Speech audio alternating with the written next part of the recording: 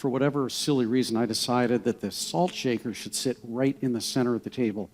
And the fact is, life always is moving that salt shaker around. And I just have to, we have something we call constant gentle pressure.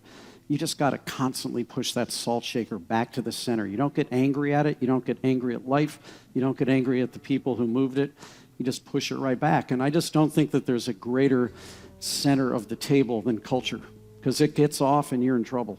That's beautiful, but I love that you don't react. You stay centered about it, because it's going to be part of the process. Anytime you build something, entropy begins. But you move it, you don't get upset about it, but you keep it back in the center of the table. What were you about to say? Well, I was going to say, I heard this great quote from the athletic director at UCLA, and they've got a Hall of Fame. Anyone from UCLA?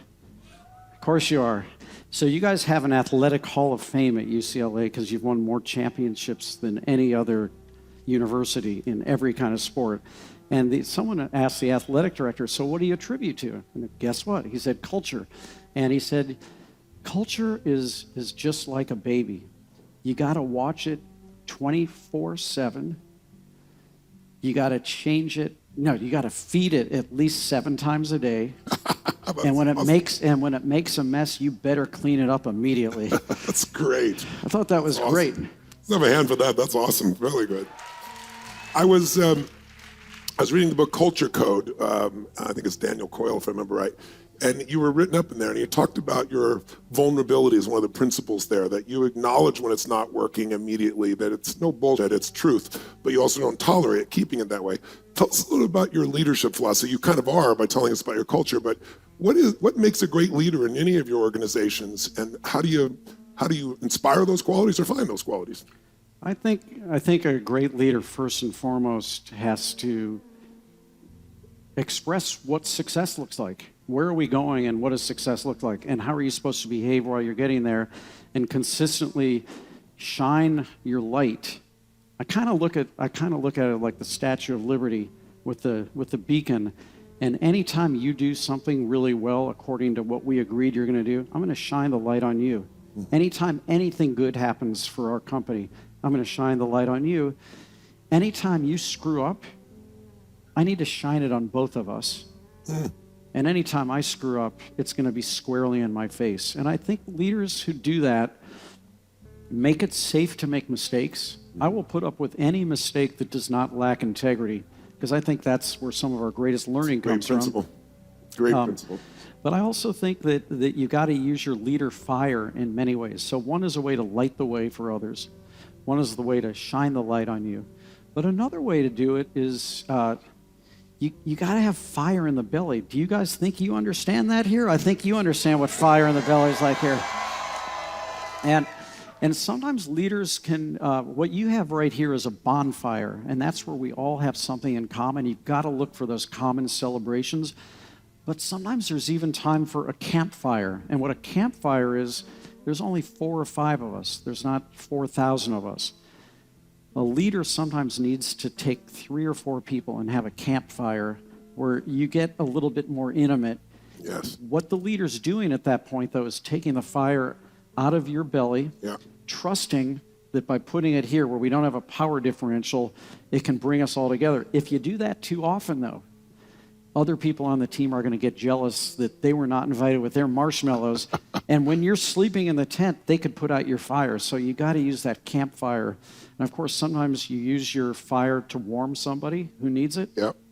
And sometimes you got to use your campfire to singe somebody because they betrayed your principles. And how long do you tolerate a betrayal of principles? Well, I was going to say, if I have the one part of my own leadership that I would criticize the most, and like everybody else, you take your greatest strength too far and it becomes a weakness, is my patience is probably, the wick on my candle is sometimes a little bit too long. And that's why I created that will, won't, can, can't, because I wanted to give myself and our team a better sense of what we agree the time frame will be for somebody who can't do it, or might be a skill issue, or won't do it. And I'll always try to move. If someone is willing and they've got a great HQ, but they're not a great right fielder, I'll try them at third base. You just never know. Yeah, and training sometimes can solve that if they have that psychology and emotion there. You just heard Danny talk about what makes a great leader and his own leadership style. But leadership isn't a position that some achieve while others don't. It's a skill that can be mastered. If you want to discover your level of leadership and what you need to work on to make the most positive impact in your business and your life, go to www.tonyrobbins.com/leader. Let's take you back now to the interview. Tell me, Shake Shack, you took some time. In fact, one of your books, I think it was on your books, I read somewhere you said, slow down was the secret to success. And I think it was 10 years, if I remember right, after your first restaurant before you opened. Shake Shack, I think it was 5 years, if I remember correctly. Is that right? Before you opened another Shake Shack? Right. Tell us what you mean by go slow to succeed, and why did you take so long in these situations?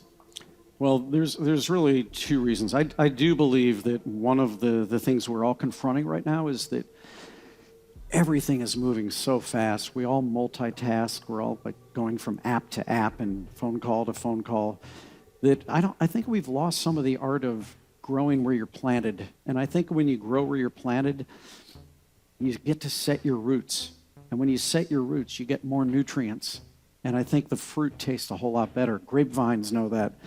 And so that was one reason. I really, Shake Shack was an accident. It was never meant to be a big public company. Amplify that, because most people don't realize it started in the park, as I understand it, as like a hot dog cart. Yeah, it was a hot dog cart, and we did that because we brought an artist to Madison Square Park to beautify the park and make it safe to come there. And this artist from Thailand said, along with my 4 taxi cabs on stilts, I want there to be a working hot dog cart.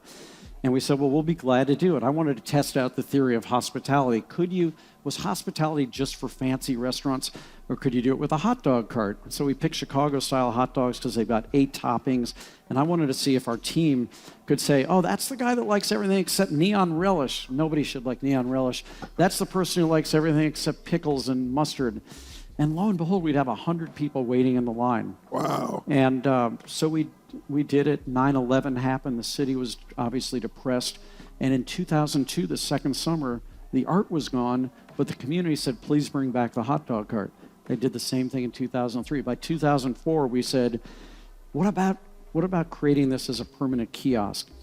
So we gifted this kiosk to Madison Square Park philanthropically, and we said, we'll own the business. You be the landlord, and if this thing works, we'll bring people to the park to keep it safe. The rent will go back into the park. And wouldn't you know it, this little thing called Shake Shack, lines and lines and lines of people. This day, which is now